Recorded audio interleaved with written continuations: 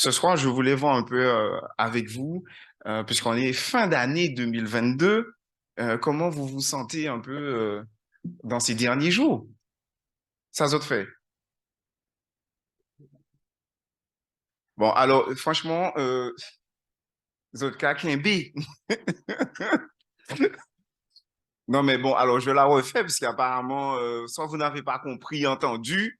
Comment allez-vous? Ça zot fait? Ou qu'azot fait? Excusez-moi. Oui, hein, vous n'aviez pas compris. OK. Qu'as-tu fait en ces derniers jours de 2022? Bon, Zot Kakembe, d'accord. Euh, qui se souvient de ces bonnes résolutions pour l'année 2022, le 31 décembre 2021? Bon, Florine, ça n'a pas tenu? Non? Il n'y a pas eu? D'accord, d'accord, d'accord. Est-ce que Maxime se rappelle? C'était quoi ta bonne résolution, Maxime? D'être sage à l'école? Bon, on ne dira pas si ça a tenu ou pas. Alors, vous vous sentez comment cette fin d'année? Est-ce que vous sentez que vous êtes béni? Je vois des petits yeux, je vois des têtes qui se baissent, des mains qui papillotent, Miss France. Bon, évidemment, hein, et c'est de ça qu'on veut, Jonathan l'a introduit. On vit, Giovanni, pourquoi je dis Jonathan, c'est ça? Ouais, non, enfin, désolé Giovanni, hein, ça viendra. Euh, à toi aussi, bon, ben ça me rassure. Et donc, Giovanni l'a introduit, euh, on vit des temps difficiles, oui ou non? Alors, je vais vous lire ce que le Conseil économique et social dans son avis pour l'année 2022. Parce que chaque année, ils font un rapport qu'ils remettent au président. Donc, c'est le Conseil économique, social et environnemental. Donc, le titre de leur rapport, c'était Changer de boussole pour dépasser l'urgence et préparer l'avenir. Bon, déjà, le titre seulement, je me suis dit, ah ouais, c'est parfait. Changer de boussole, OK, pour dépasser l'urgence et préparer l'avenir. Et ils disent dans leur petite introduction, entre le début des travaux de préparation de ce rapport en janvier 2022 et sa présentation en octobre à l'Assemblée plénière donc, du Conseil économique, social et environnemental, l'état de la France a sensiblement évolué. On est passé d'un narratif plutôt positif, donc sorti de la crise Covid, à portée de vue, pensions-nous, appareils productifs préservés, emploi en redressement, émissions de gaz à effet de serre en diminution. Donc, en gros, ils étaient contents. Ils se disent, ah, le Covid est fini, l'emploi repart, l'économie, ça va mieux, même l'écologie, ça va un tout petit peu mieux. Mais ils sont passés de ces prévisions optimistes à une situation empreinte d'incertitude encore plus grande qu'il y a 2 ans, donc avant Covid. La guerre sur le sol européen, la crise énergétique, l'inflation, la remontée historique des taux d'intérêt accentuent les fragilités déjà présentes. Nos dépendances industrielles, une pauvreté qui ne décroît pas, des signaux de vulnérabilité croissante, donc santé mentale et physique, touchant de nouveaux publics et des inégalités persistantes qui se creusent entre les extrêmes. Donc les riches sont de plus en plus riches et les pauvres de plus en plus pauvres. Ce rapport sur l'état de la France décrit une situation économique et sociale post-crise sanitaire en 2022 qui bénéficie encore des effets du fort rebond de 2021, mais fait face à un risque de slowflation. Donc, slowflation, donc vous connaissiez l'inflation, et il y a aussi le slowflation, c'est quand la croissance économique est ralentie. Donc, l'inflation, il y a une inflation élevée mais un taux d'intérêt en hausse. Donc, la croissance est ralentie. Donc, c'est une slow-fashion. Vous pourrez dire ça dans les dîners de fin d'année. Qui pourrait peser, donc cette slowflation, qui pourrait peser sur les marges de manœuvre à court et moyen terme. Or, et c'est l'idée force que porte ce rapport, il est impératif de sortir de la gestion des urgences et de se donner les moyens d'investir pour l'avenir, pour la transition écologique et la justice sociale, machin. Bon, OK. Moi, pour moi, l'intérêt de ce qu'ils disent là, et en rapport avec notre thématique de la famille dans ce temps de crise, dans ces temps de la faim, c'est justement sortir des urgences pour penser à l'avenir. L'urgence, c'est quoi? Quand on parle d'urgence, c'est quoi une urgence? C'est quoi l'urgence? Qui peut me dire, parmi les enfants, c'est quoi une urgence? C'est quoi l'urgence? Quelque chose qu'on doit faire tout de suite, OK? Quoi d'autre? Un besoin rapide, oui. Qui est notre définition pour urgence? Vous connaissez les urgences. Qu'est-ce qu'on fait aux urgences du CHU? Qu'est-ce qu'on traite? Les malades, mais quel type de malades? Oui, non, toutes. Angelo dit toutes sortes de malades. Mais en principe, les urgences ne sont pas pour toutes sortes de malades. C'est pour les malades qui sont au bord, oui, vraiment, le pronostic vital est engagé, il faut faire une opération tout de suite, il faut soigner tout de suite, sinon ils ont un problème. Donc l'urgence, c'est quelque chose qui se traite tout de suite.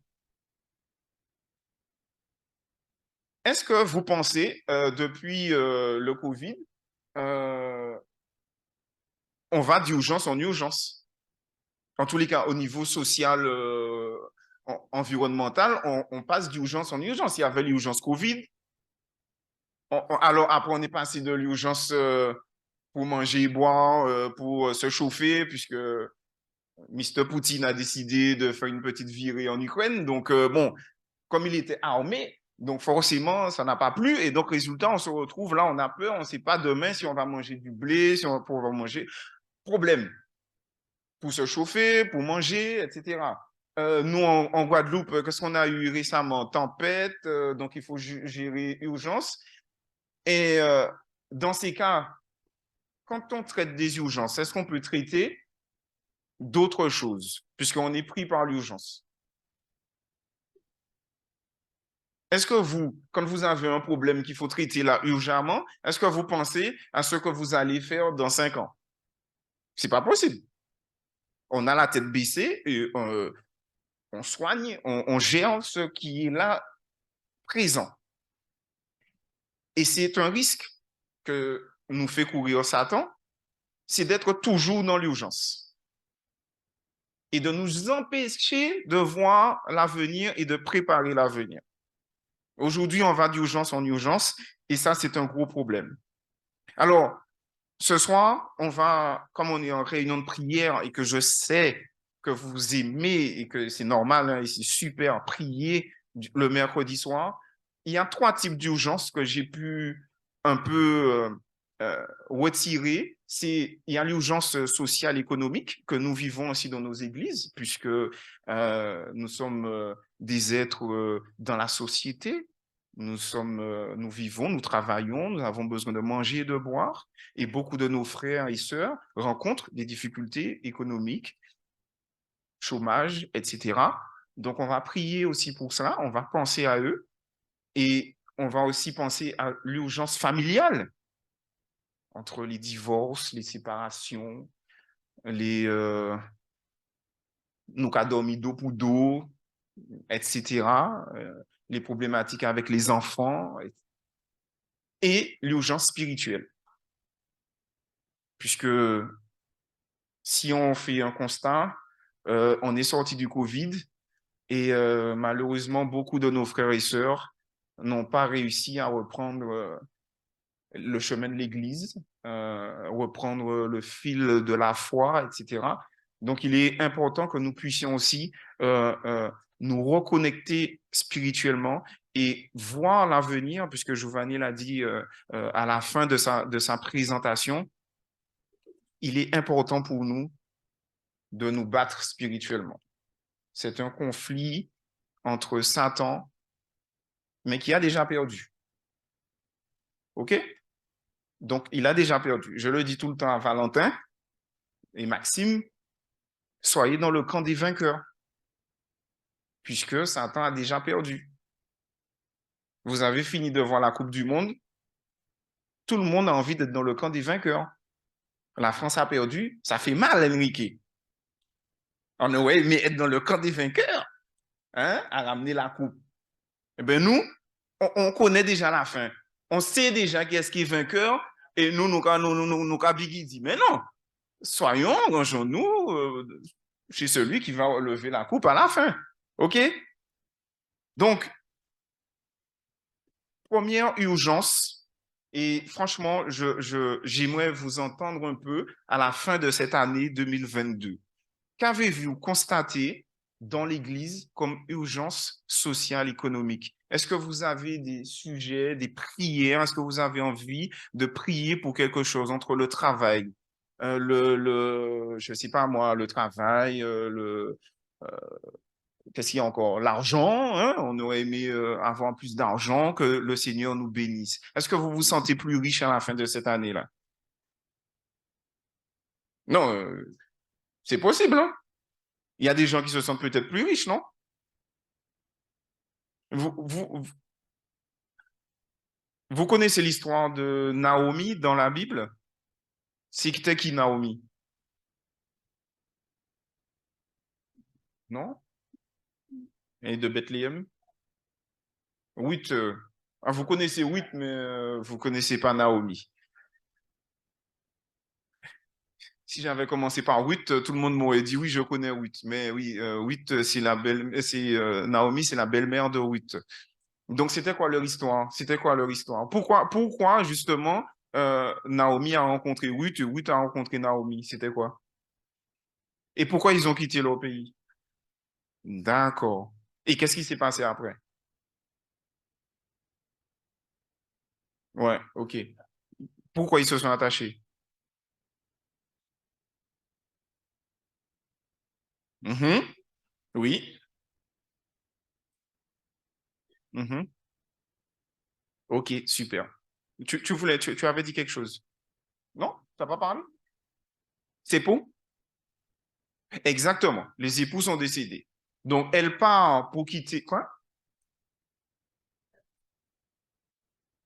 Exactement. Voilà, c'est exactement. C'est très bien. C'est très juste. Parce que Bethléem, ça veut dire maison du pain. Donc, voilà. Donc, ils ont quitté la maison du pain parce qu'il n'y avait plus de pain, puisque évidemment, les Israélites péchaient, etc. Donc, il y avait famine, et ils ont été chercher du pain dans le pays étranger et ils ont trouvé pas mal de malheurs, le mari décédé, les enfants décédés, etc. Donc, 10 ans après, elles décident de revenir. Et quelquefois, nous trouvons là, dans ces temps de la fin, un peu dans ce contexte-là. Nous qu'à chercher du pain tout de côté, et bien souvent, on va ailleurs pour chercher du pain. Mais si nous prions, et c'est ce qui s'est passé, parce que quand elle a entendu que le Seigneur s'était souvenu de son pays et donc de Bethléem et avait à nouveau donné du pain, elle est revenue à Bethléem. Donc, le Seigneur nous donne du pain ici. Mais il faut que nous prions, il faut que nous demandons pardon à Dieu si nous faisons des choses qui ne sont pas bonnes, en église, en famille, pour que le Seigneur puisse déverser ses bénédictions et garde toujours du pain. Le pain, pour moi, ici, va symboliser quoi? Va symboliser l'argent, le travail, etc. Le Seigneur peut faire des choses exceptionnelles. Donc, je vous invite à prier. Donc, vous allez faire des petits groupes et il y a 2 personnes dans chaque groupe. Donc, je vois un petit groupe là, un petit groupe là, un petit groupe là. Réunissez-vous et 2 personnes dans le groupe prieront pour ce sujet particulier, les urgences socio-économiques. Que le Seigneur puisse bénir son Église, même si l'année a été difficile, qu'il y a eu des pertes d'emploi, mais pour que l'année prochaine, le plus vite, le Seigneur puisse mettre du pain dans nos maisons. D'accord? Donc, prions, nous avons 2, 3 minutes de prière et ensuite nous poursuivons. Donc, trois petits groupes, trois groupes. On peut rester debout. Deux personnes qui sont dans le groupe. Venez, venez, venez. Il est fatigué.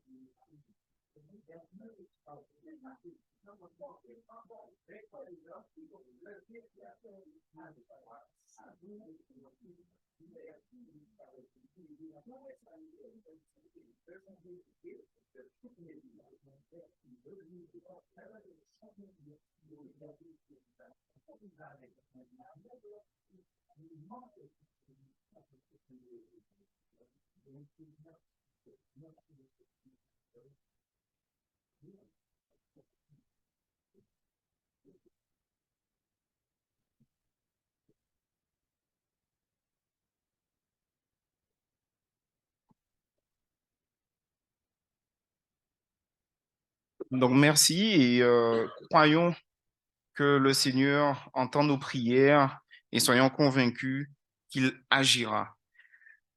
La deuxième urgence, c'est l'urgence familiale, puisque vous savez très bien que l'institution famille est en pleine décrépitude depuis quelques années et que cela s'accélère.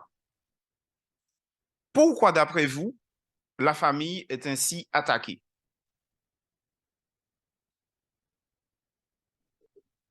Manque de communication? Très bien. Parce que c'est Dieu qui l'a créé, qui dit mieux. C'est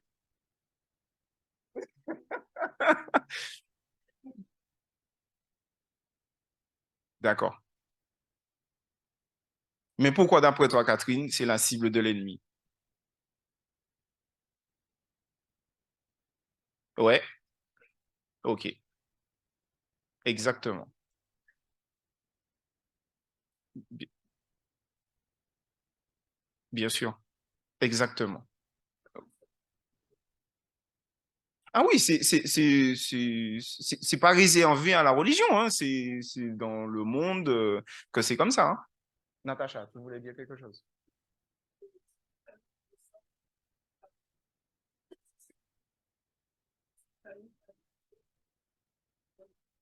Exactement. Exactement.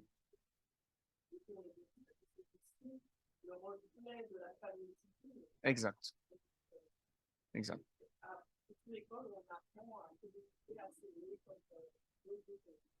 Mm. C'est l'école de la vie. Mm. Donc, oui, vas-y.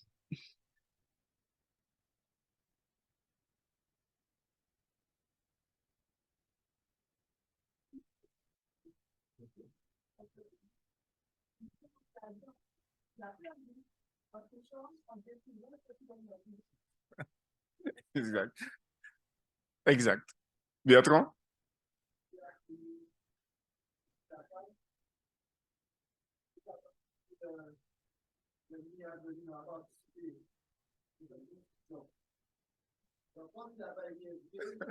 Il s'invite. D'accord. C'est un resquilleur. D'accord. Mais on n'accepte pas les resquilleurs. Franchement, si mai 68, il y a 40 ans, il y a 40, 50 ans, euh, Vous, 60 ans, c'est déjà 60 ans? Ah, tout ça? Oh, papa. Ok, excusez-moi. Euh, Vous avez vu, là, ça fait quoi? Deux générations, puisque en gros, génération, c'est 30, 33 ans, une génération. Donc, en 2 générations, regardez déjà l'état des familles et l'état du monde qui va avec. La Bible dit, des fois, en 3, 4, 5 générations, ils ne connaissaient plus Dieu. Donc, si dans 30 ans, nous sommes encore là, on connaîtra encore moins Dieu. Ça veut dire que nous qui sommes ici dans l'Église, dans 30 ans, on sera peut-être 5 ou 6. Et dans 30 ans, il n'y aura personne. Donc, en gros, plus d'Église. Donc, ce que je veux dire là, c'est que le temps que nous vivons, c'est un temps sérieux. On l'a vu depuis samedi avec les jeunes, on l'a revu avec Giovanni. Nous vivons les événements des derniers jours. Ça veut dire qu'insidieusement, l'histoire est en train de s'accomplir.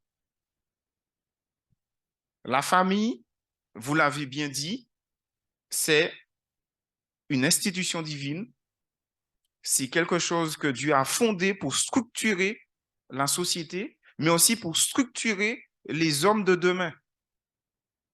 Et on voit bien qu'aujourd'hui, les familles dysfonctionnent, les familles dysfonctionnent et les hommes qui sont en train de pousser, dysfonctionnent.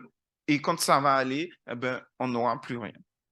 Donc, il est important que nous puissions prendre conscience de cela pour nous mettre tout le temps en tant que parents, en tant que tonton, tati, grand-mère, grand-papa, de se mettre à genoux pour nos enfants, pour nous-mêmes déjà, pour nos familles, mais aussi pour nos enfants.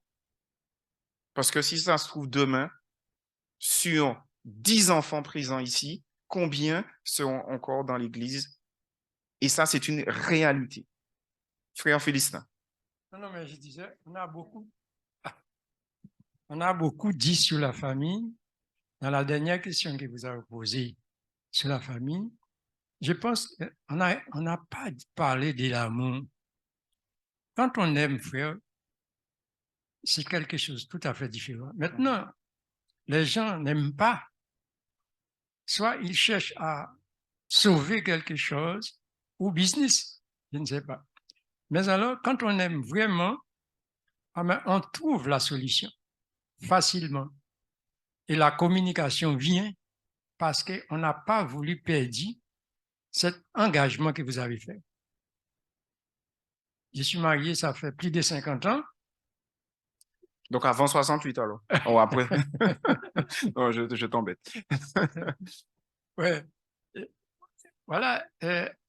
J'ai traversé beaucoup de choses. Parce qu'il y en aura toujours des problèmes dans la famille. Mais quand on aime, le problème va donc résolu. Et ça permet que nos enfants qui assistent le problème tirent des leçons. Bien sûr. Mais alors, quand on marie pour business ou l'argent ou peut-être capacité intellectuelle ou quoi, on est là et à n'importe quel mouvement. Voilà, oui. Et puis, on se sépare. Ouais, ouais, exactement. Mais pour aller dans ton sens, tu parles d'amour et je prends toujours le mot amour avec beaucoup de pincettes. Parce que les gens se marient par amour. Hein. On aime. Mais je t'aime, mais voilà, j'aime aussi l'autre. Donc, l'amour que l'homme, que la société nous, la définition de l'amour de la société, c'est pas la définition de l'amour de Dieu. Et pour qu'une famille tienne, c'est d'abord une relation avec Dieu. Si les deux parents, oui, je vais pas le dire puisque Loïs va me dire l'amour agapé, non. Donc, donc je vais pas dire. Mais c'est cet amour qui surpasse les difficultés, qui surpasse la maladie, qui surpasse beaucoup de choses. Mais ça, c'est seulement Dieu qui donne cet amour et c'est une connexion individuelle de chacun des membres du couple avec Dieu. Si on n'est pas connecté avec Dieu, si l'un des deux n'est pas connecté, ce sera compliqué. Ce sera compliqué. Et c'est pour ça que euh, nous, on aime, mais notre amour humain n'est pas assez fort pour dépasser certaines difficultés. Mais l'amour que Dieu nous donne, forcément, il va nous donner. Et si on peut prier, c'est prier toujours pour que Dieu nous aide à aimer nos conjoints toujours plus, toujours plus. Et je pense que si vous êtes dans cette dynamique, vous allez surmonter les difficultés. Mais voilà, donc, mais en gros, il y a aujourd'hui une urgence familiale que nous devons prier pour cette urgence-là. Dans nos églises, il y a dorénavant trop de couples, trop de familles, trop d'enfants qui rencontrent des difficultés. Et ça, c'est une urgence qu'il faut traiter. Et c'est le Seigneur seulement qui peut traiter. Patrick. Et après, on prie. Alors, je vais être un peu catégorique, excusez-moi. Sois-le. Non, mais je constate, et c'est moi qui le constate, qu'il y a un manque de communication dans les familles. Je referme la parenthèse. OK. Non, mais Non, mais je vais dire que c'est criant, je vais dire ça comme ça, parce que en constatant que les familles, un est par là, l'autre est par là, les familles se disloquent. Donc, il y a un manque de communication dans ces familles et c'est criant. Alors, cette semaine encore, oui, Céline? Oui, je disais à Valentin et Maxime, on faisait la méditation du matin et je leur disais, mais c'est une réflexion que j'ai depuis quelque temps, la parole. Dieu nous a donné quelque chose d'extraordinaire, la parole. Il nous a créés de peu inférieurs à lui, mais il nous a créés à son image et il nous a donné la parole. La parole est créatrice. Si on ne parle pas, donc comme tu dis, si on ne communique pas, on ne peut rien créer. Si on est dans un couple et qu'il n'y a pas de parole, il n'y aura rien qui se passe. Parce que la parole, elle va créer une relation. Les jeunes, si vous voulez rentrer en communication avec une fille ou un garçon, qu'est-ce que vous faites? Bon, aujourd'hui, vous allez me dire, il y a WhatsApp. Mais bon, quand même, il faut quand même au moins lui demander son WhatsApp. Donc, OK? Donc, il y a une parole. Et la parole, elle va créer une relation. Elle va créer une émotion. Elle va créer un sentiment. Donc, la parole, c'est important. Mais cette parole doit être guidée par le Saint-Esprit. Oui, mais s'il n'y a pas cette communication dans le couple, ça va à la dérive. Mais oui, mais c'est ça. Mais c'est pour ça que je te dis, maintenant, on doit créer, et je suis tout à fait d'accord avec toi, Donc, il y a certaines familles où il n'y a on va pas dire de que parole. Si l'un et l'autre ne se parlent pas, ne s'entendent pas, ça n'ira pas loin. Non, ne pas s'entendre, c'est une chose. On peut être en désaccord. Ça arrive. C'est pas un problème d'être en désaccord. Le problème, c'est de ne pas parler. C'est de ne pas créer quelque chose. De ne pas créer la relation. Et c'est ça qui tue le couple, en fait. Et quand il y a parole, qu'il n'y ait pas de parole de dénigrement, je sais pas, où sont tes baies, machin, non. C'est une parole bienveillante dans un sens où on va créer une dynamique positive. Donc, Céline, et après, là, on se met à genoux. Donc, ce sera par deux. Et nous allons prier pour l'urgence familiale afin que le Seigneur puisse guérir et panser les plaies des familles. Céline, vas-y. Mais en fait, dans l'urgence familiale, je crois que, moi, à partir de ma propre expérience, je crois qu'on manque des fois de guidance. Et c'est vrai qu'on prie, on lit la Bible, on lit éducation, on lit le foyer chrétien. Mais souvent, mais il faut transposer après à la situation qu'on vit. Et c'est pas si évident de recontextualiser. Parce que le foyer chrétien, c'est écrit le foyer chrétien, la Bible, ce sont des ouvrages qui sont écrits dans un contexte familial. et qui n'est pas le nôtre. Et il faut pouvoir appliquer à ce que nous vivons au quotidien. Parce que c'est vrai qu'on dit, qu'on prie, etc. Mais comment passer de la théorie à la pratique? Quand on est, comme tu l'as dit, dans l'urgence de la fatigue, dans l'urgence économique, quand on y sommes harassés par le stress, la fatigue, les soucis du siècle présent, comme l'a dit Jésus, pouvoir prendre de la hauteur par rapport à tous ces soucis du siècle présent et pouvoir trouver des solutions pour faire face à l'urgence familiale. C'est que souvent, cette urgence sociale prend le pas sur notre réalité. C'est-à-dire qu'au-delà, au-delà de l'amour, en fait, l'urgence économique, des fois, peut tout... On peut s'aimer, mais quand il n'y a pas d'argent, c'est compliqué et ça peut tuer l'amour. Parce on a attendu 5 ans, 10 ans que ça s'améliore et au bout d'un moment, sans comprendre pourquoi, en fait, ça fait que se casser pour, quoi. Comme une courroie de distribution. Et tu vois, et après, le moteur est cassé. C'est ça la réalité. En fait, on parle de choses. Nous sommes chrétiens, mais c'est ce qui se vit en réalité. On perd patience. On a attendu une amélioration. C'est pas bien de perdre patience, hein. Mais je veux dire que c'est ça la réalité. Et que des fois, nous avons besoin de guidance. Cette guidance, on peut la rechercher soit auprès de professionnels de santé, de la guidance aussi en tant que parent, parce que c'est vrai que nous prions, mais il faut pouvoir supporter, hein, d'attendre la réponse du Seigneur. Donc, des fois aussi, on a besoin de guidance. Et même en tant que chrétien, nous prions, mais nous recherchons aussi du soutien auprès de professionnels de santé de façon à faire face à cette urgence familiale. Je crois que ça, c'est une thématique dont on a déjà parlé, qu'il nous faudra peut-être apprendre à rechercher du secours. Quand nous sommes face à une urgence familiale, nous prions, mais nous recherchons également du secours auprès de professionnels de santé. Bien sûr. En effet, bon, c'est vrai que c'est un sujet qu'il faudrait creuser, mais c'est l'une de nos difficultés, c'est exactement ça. Je vois que Natacha lève la main vite fait, mais en fait, euh, pour répondre à Céline, euh, c'est difficile, mais pas impossible.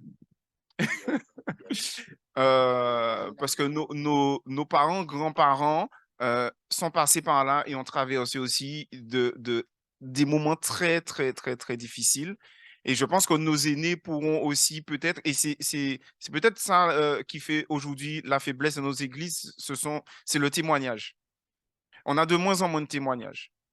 Alors que je pense qu'il y a des gens qui ont réussi, qui ont mis en place des choses, qui ont réussi spirituellement à protéger leur famille, à guider leur famille, et on n'a pas leur témoignage. Et je pense que ça nous aurait aidé, nous, plus jeunes, qui sont en plein là-dedans et la tête dans le guidon. C'est compliqué Et c'est vrai, c'est important pour nous d'avoir quelqu'un qui nous dit, mais attends, peut-être que toi aussi, il faut que tu lèves la tête, regarde ta situation, regarde où tu en es, prends un peu de hauteur. Et on n'a pas ça. Et donc, c'est vrai que c'est un peu compliqué. Mais je pense que ça passe par le témoignage aussi, ça passe, oui, par les professionnels. Mais ça passe aussi par le lâcher prise. Giovanni l'a dit, un jour pour Dieu, c'est comme 1000 ans et 1000 ans comme un jour. Et par contre, pour nous, un jour, c'est un jour, hein. Non, mais c'est vrai, hein. Donc, 1 heure de galère, c'est 1 heure de galère, hein. Donc ça, c'est notre réalité. Et Dieu connaît notre réalité. Sauf que nous, on a du mal à nous placer sous la volonté de Dieu et à dire, OK, Seigneur, j'ai prié pour mes enfants, c'est une difficulté, mais donne-moi la force de traverser la difficulté, parce que toi, peut-être que cette difficulté-là, tu vas la régler dans 10 ans, dans 15 ans, dans 20 ans. Et nous, comment accepter que dans 20 ans, je galère pendant 20 ans? Parce que pour moi, 20 ans, c'est 20 ans. Moi, je regarde quand j'avais 20 ans, j'avais encore de beaux cheveux. Et là, maintenant, ah, ça disparaît. J'ai pris 20 ans, quoi. Ça, c'est ma réalité. Donc, mais regarde tout ce que j'ai fait depuis ça. Donc, si je vois mes enfants en souffrance, hors de l'église, etc., pendant tout ce temps, ça fait mal. Mais il faut qu'on puisse réussir à se détacher quand on prie Dieu et qu'on lui remet un sujet. Je ne sais pas si Pasteur Roger va confirmer ou pas, mais quand je remets à Dieu un sujet, je lui remets le sujet. C'est à lui. OK? C'est à lui. C'est lui qui l'a dit, hein. Moi, ce n'est pas moi qui le dis, c'est lui qui l'a dit. OK? D'accord.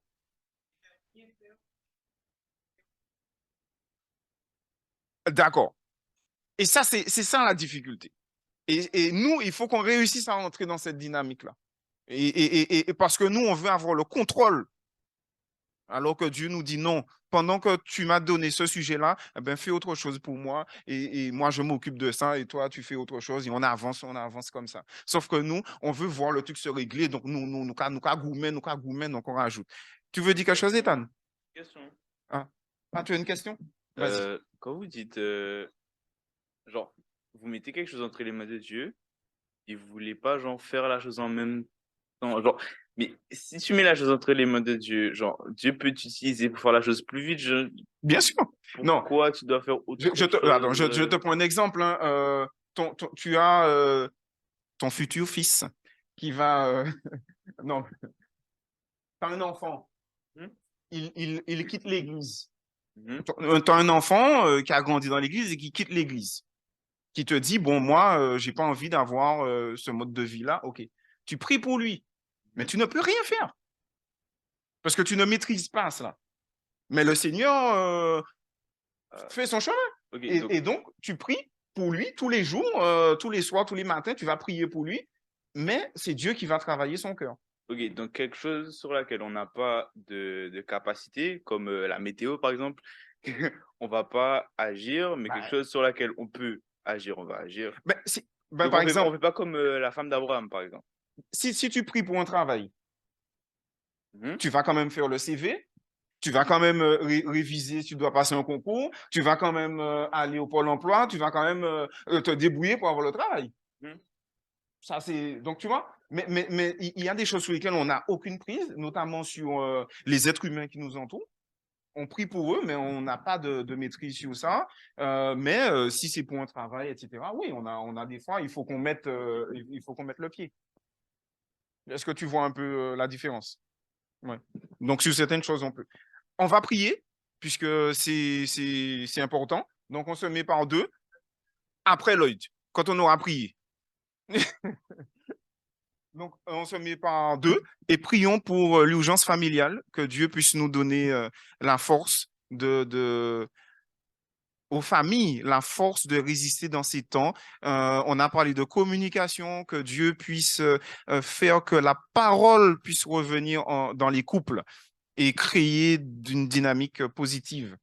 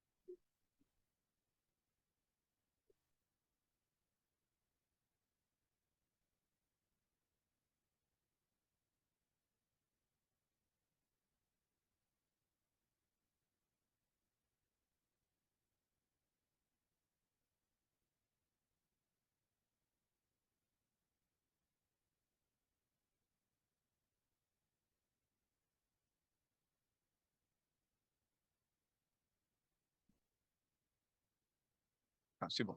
OK. D'accord. L'heure est avancée. Donc, la troisième urgence, c'était l'urgence spirituelle. Je pense que là, il y a pas de surprise, hein. Vous voyez bien, euh, je suis très content ce soir. Nous sommes assez nombreux. Donc, ça reprend petit à petit, mais on sait que beaucoup de nos frères et sœurs vivent des moments difficiles. Certains, ben oui, ont du mal à reprendre la course, alors que là, nous sommes dans la fin du marathon, puisque je dirais même du trail, hein. Vous savez, ce sont les courses longue durée qui durent 12 heures, etc. Donc, c'est dans ça que nous sommes. Donc là c'est difficile et on a besoin de prière. On a besoin de prière pour nous, puisqu'il y a quelqu'un qui l'a évoqué. Souvent, oui, c'est toi, frère Félistin, qui disait que, ben oui, dès qu'il y a un petit souci, on flanche parce qu'on n'aime pas.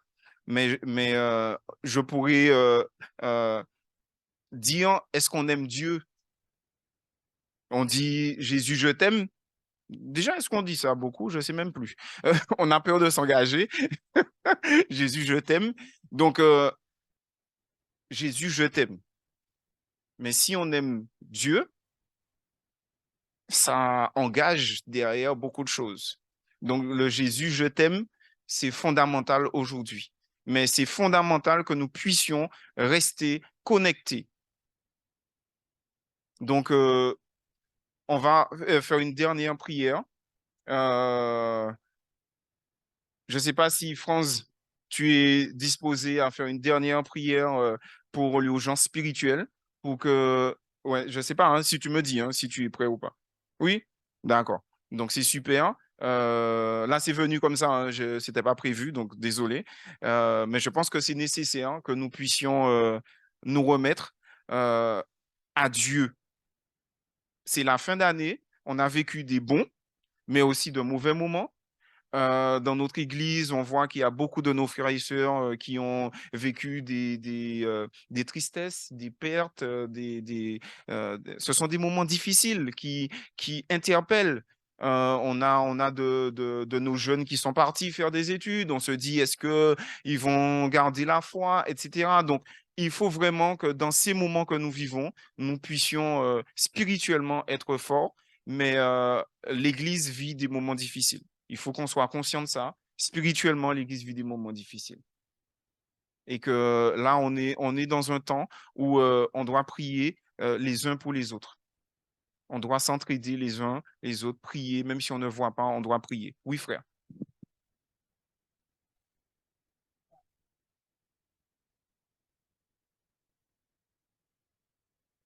Mhm.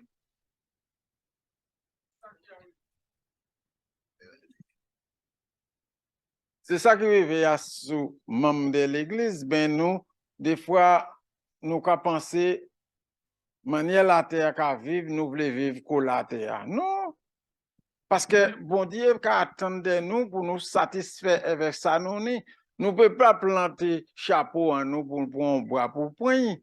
Parce que les gens en l'autant, les mamans qui vivent, ils n'ont pas de frigidaire, ils n'ont pas de télé, tout le monde connaît ça, ils n'ont pas de internet, ils n'ont pas de c'est-il kérosine, c'est-il pétrole.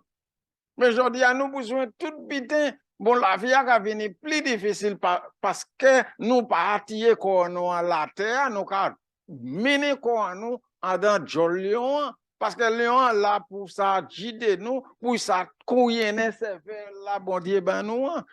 Mais bon Dieu qu'a menti nous, tant difficile là, on nous commencer à faire machaouiller pour bitin Babylone. Parce que c'est ça, maman Israël, qui fait, toutes ces mamans Israël, pas élevé Kenan, parce que yo en Babylone, yo a changé comment on a mangé, on a boire, on a fait fête. Je dis à nous, chrétiens, pour faire attention, comment nous vivre via bon Dieu, comment nous guider, comment nous bon Dieu prend soin de nous pour nous savent, nous pas en la terre, nous en Rome, mais nous pas vivre qu'au Rome. Mais c'est, alors, m'obligé de couper, mais ça, on a dit là, bon, je vais le prendre en français parce qu'après, vous allez vous moquer de moi. En fait, c'est exactement ce que je suis en train de dire. Et c'est exactement le danger que nous courons. C'est-à-dire que Satan nous a tout donné. Je me souviens que j'allais avec ma grand-mère les dimanches soirs et mercredi soir en réunion de prière. On n'avait pas de voiture, on marchait et on était à l'heure. Et l'église était remplie le dimanche et le mercredi. Donc, et aujourd'hui, on a voiture, on a téléphone, on a tout ce que tu veux et on est en retard. Je suis en retard et l'église n'est pas remplie. Donc c'est pour dire que notre esprit, plus on a de choses, plus notre esprit est occupé. Plus on traite des urgences, on est tout le temps en train de courir, on est tout le temps en train de régler quelque chose, mais on ne se pose pas et on n'a plus le temps de le faire si, et Jésus l'avait dit, ce sont les violents qui s'empareront du royaume. Si on pas dit non, moi pas qu'à aller là, non, moi pas qu'à faire ça, non, si, non, ça, eh ben, on se retrouve submergé. Et donc aujourd'hui, tout a été créé autour de nous pour occuper notre esprit.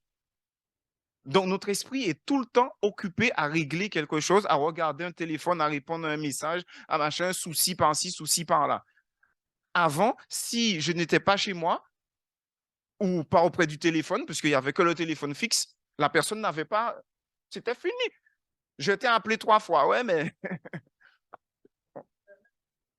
OK. D'accord. Donc aujourd'hui... C'est un condomi. Mais oui. L'argent, c'est une chose pour faire acheter, avec partager, avec aider les autres. Mais qui ça qui est arrivé aujourd'hui? Là, on est l'argent pour aider. Mon frère, je suis obligé, je comprends ce que tu veux dire. Je suis obligé de passer autant de prières pour qu'on puisse conclure. Donc, mais pour finir, et je vais tout à fait dans ton sens, et tu as compris tout à fait les enjeux aujourd'hui. Et ce qui est le plus important, c'est que c'est tout cela qui spirituellement nous affaiblit. Ça veut dire qu'on n'a plus le temps spirituellement. Si nous sommes si peu nombreux à l'église, c'est que spirituellement, il y a quelque chose qui ne va pas. On n'est pas du tout dans l'orgueil spirituel parce qu'on peut se dire que parce que je suis à l'église, je suis bien. Non, c'est pas ça que je veux dire. Mais c'est que ça traduit quand même quelque chose. Qu'est-ce qui est le plus important pour moi aujourd'hui? Quelle est ma priorité aujourd'hui? Aujourd'hui, on doit se battre pour trouver 30 minutes le matin pour prier. On doit trouver 30 minutes le soir pour prier, etc. La journée, combien de fois je pense à Dieu? Combien de fois je pense à la volonté de Dieu pour moi? C'est tout cela aujourd'hui qui fait que spirituellement, il y a une urgence pour que nous puissions garder la foi. Parce que les gars, demain, je dis les gars, mais c'est tout le monde, hein, le truc va être plus dur. Relisez Matthieu 24, ça va être compliqué. Donc, nous devons dès aujourd'hui nous entraîner pour cette dernière Coupe du Monde que nous allons jouer. Donc, Franz, est-ce que tu peux venir? Je vous invite à vous mettre tous à genoux et vraiment à faire silence pour que Dieu puisse nous parler ce soir. Nous allons faire cette dernière prière pour l'urgence spirituelle.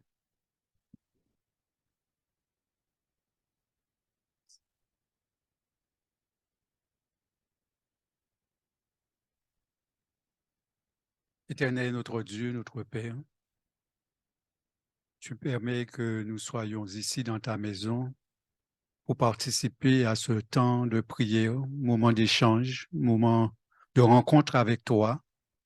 Et nous avons cette certitude que tu es présent dans ce lieu, dans cette maison qui t'est consacrée, qui t'est dédiée. Tu nous amènes à une prise de conscience, reconnaissant que nous sommes dans une pente glissante. Ton Église va de plus en plus mal. Et pourtant, c'est toi qui as institué ton Église, c'est toi qui a mis sa fondation. Et nous savons que cette fondation est sur une base solide, le roc, Jésus-Christ lui-même.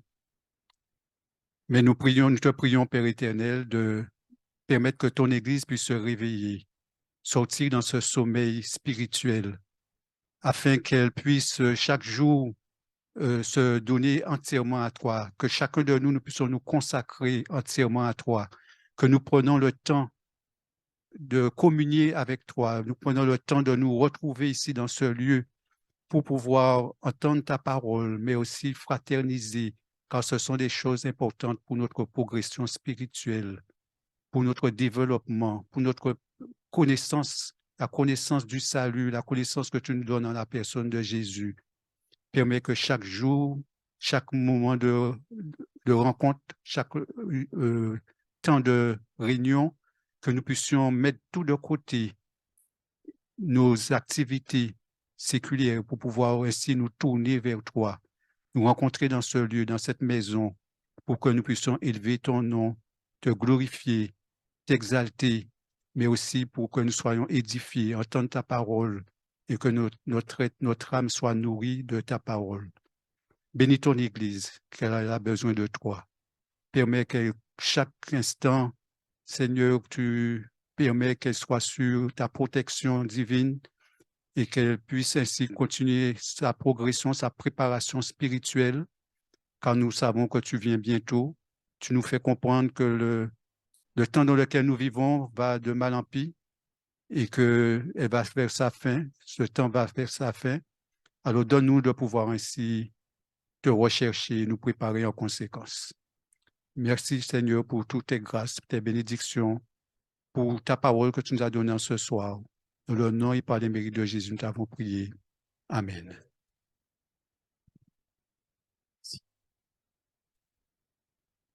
Merci, chers frères et sœurs, pour votre participation. Je m'excuse encore pour le temps long. Je pense que pour 2023, ça va être ma résolution d'essayer de finir à 19h30. Et merci, Giovanni, pour ce lancement. Que Dieu te bénisse et que tu puisses toujours garder la foi et continuer à le rechercher. Bonne soirée à vous, rentrez bien et puis je vous dis à sabbat. Bonne rentrée.